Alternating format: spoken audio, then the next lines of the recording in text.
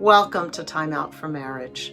Some of us may be familiar with what Gary Chapman has coined as the 5 love languages: words of affirmation, physical affection, receiving gifts, quality time, and acts of service.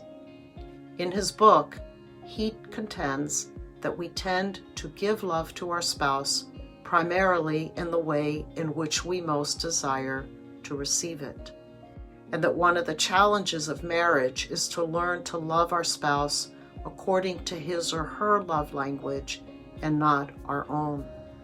And even if we happen to share the same love language as our spouse, we may speak very different dialects. For instance, if both husband and wife share the same primary love language of quality time, for one, quality time might be watching a movie together and simply being in the same room, where for the other, it may be a long walk with a very intimate and heart-to-heart conversation.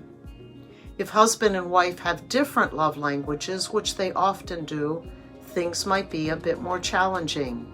If the husband's primary love language is acts of service, he will likely be the type of husband who shows love by doing, and a lot of doing perhaps around the house.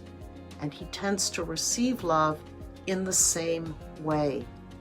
The key for the wife here is to learn over the years what her husband likes for her to do for him, both in the ordinary of daily life and perhaps in the extraordinary also.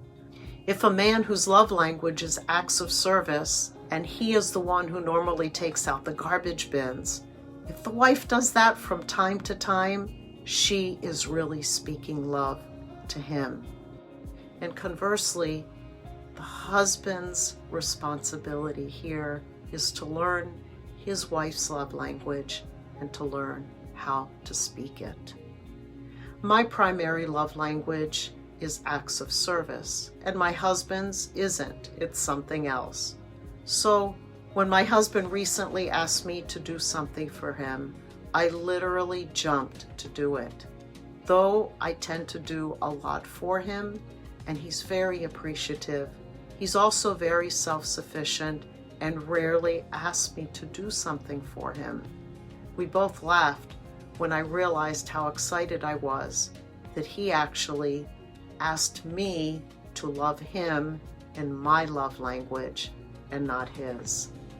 If you have not read the book, The 5 Love Languages, I highly recommend it, as it helps us to better understand our own and our spouse's love language so that we can be more faithful to following our Lord's commandment of learning to love our neighbor as ourselves, with our closest neighbor day in and day out being our spouse. Until next time.